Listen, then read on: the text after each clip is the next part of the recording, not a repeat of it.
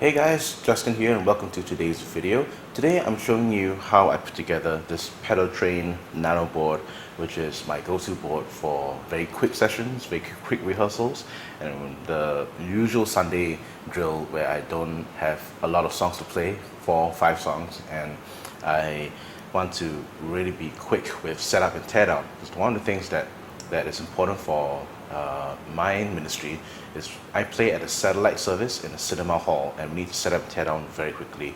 And to have a giant pedal board like my good audio build, that's gonna add and contribute to the confusion and the mess. So I usually bring this board for most of my Sunday work, and I've also used this for very small confined spaces. As you can see, this board doesn't take up a lot of space, and there have been times where I played at gigs where I'm standing so close to the bass player that if I move my headstock, I'll jab him in the eye. So this is one solution to keep things as minimal as possible. Now, my last video, I showed you all some design principles in building a very big board, and the 2 factors that I shared with you in terms of design philosophy were versatility and control. If you want to be versatile and if you want more control of your sound, the bigger your board is going to end up becoming. So with a small board, that's a completely reversed paradigm. You want to be as portable as possible, and because of that kind of portability, you're going to sacrifice control and versatility. So obviously with the lack of control, that means you're mostly doing your tap dancing on the floor to get your sounds in order. And that's one thing you have to be aware of. You have to know your gear to the point that if I press this button or if I press that button, I know I'm going to get a certain kind of sound. It's not like on your big board where you can program everything in one preset and you press one button, everything changes. This is obviously not the case in this build.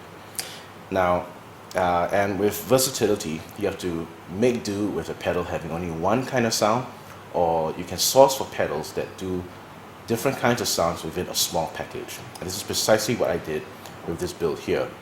I'll bring you through the board from start to finish, and the very first thing that hits in my chain is the Hotone wah volume, and it is both a wah and a volume pedal. In its bypass state, this is a volume pedal, which when you pair with delay and reverb, obviously you get the swell stuff.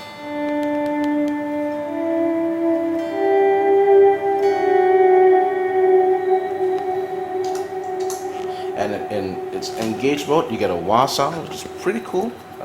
Get it up and running.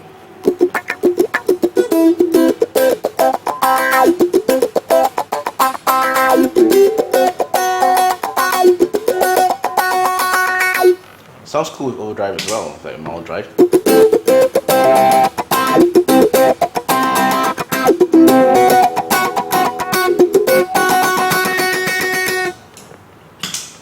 And you have to roll all the way forward to click it to engage. So this is volume, and this is wah. The next thing in my chain is the Hotone Komp, which is a very small and very quiet compressor. I don't know what model it's after, and I use the volume knob on this to vary between different guitars that I have. You see I'm using an Ernie Ball John Petrucci, which is a very hot output kind of guitar, and the way to tame down that kind of volume is to use the compressor's volume as a gate in the front. So if I want to get a single coil pickup and play with single coils, I might turn that up to noon or slightly past noon, but for most humbuckers I turn that really low because I don't want it ends up sounding really hot in the mix. So this is one thing that I use it for. The next in my chain is the pair of overdrive pedals, the Xotic SL drive and the ZVEX double rock. And for me, my usual sound is to have overdrive 1 engaged all the time. But I could bring down the volume a bit to clean it up.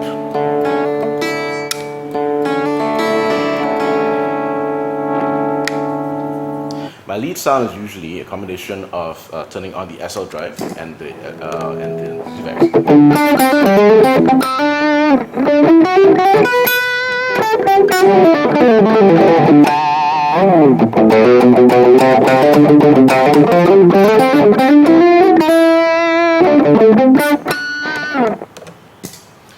for overdrive sounds, I will play around with these two pedals a lot. You see me tap dancing between the double rock and the SL drive to get a nice lead sound. And usually I don't have to tap dance that often, because in the context of worship playing, we only really have a light crunch to a moderate crunch.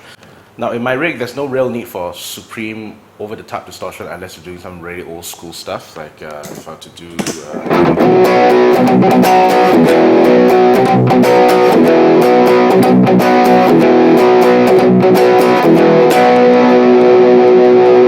and even then, I think still that's a bit over the top, so I tend not to use that too much. Next up in my chain are a pair of the essential pedals on any worship board: delay and reverb. And in my case, I'm using the GFI Clockwork Delay and the GFI Specular Reverb. And for both of these pedals, they're really easy to set up and to use, and but they can be a bit confusing to get used to at first, because both buttons have serve different functions depending on how you're pressing it at any point in time. Let me show you an example. The Clockwork Delay I can choose 4 presets. I can choose between 4 different presets on one bank. And to choose a preset, I need to use this select button over here, which I can cycle through. I'm currently on preset number 2, which is a $8 delay. I can change up to my preset number 4, which is my octave shimmer delay kind of sound.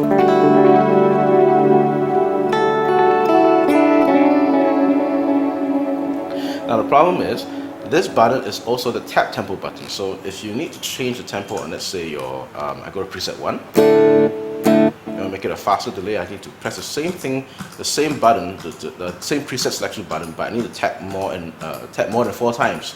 By tapping more than 4 times, you engage the tap tempo mode. So let's say you're in the $8 delay sound. I want to get it faster. I need to tap this more than 4 times.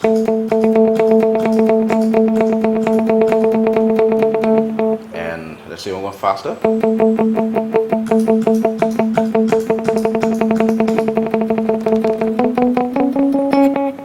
So yeah, so on and so forth. So it can, you hear what happened there. I made a mistake in my tapping and my playing, so that made the delay time go a bit out.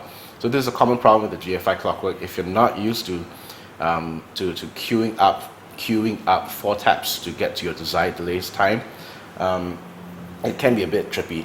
One of the things that I have my drummer do is I have him click additional 4 more times on the stick. So instead of a 4-stick countdown, I made him do 8-stick countdown, which may or may not work. Or if you have a metronome in my ears, when the new tempo marker comes up, I immediately start tapping on the pedal, regardless of whether we're starting the song in 4 counts or not. So I just keep tapping just to make sure that I can get that sound up and running.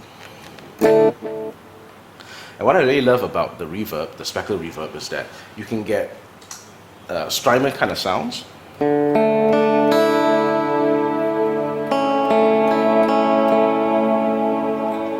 when you pair with some thicker reverbs,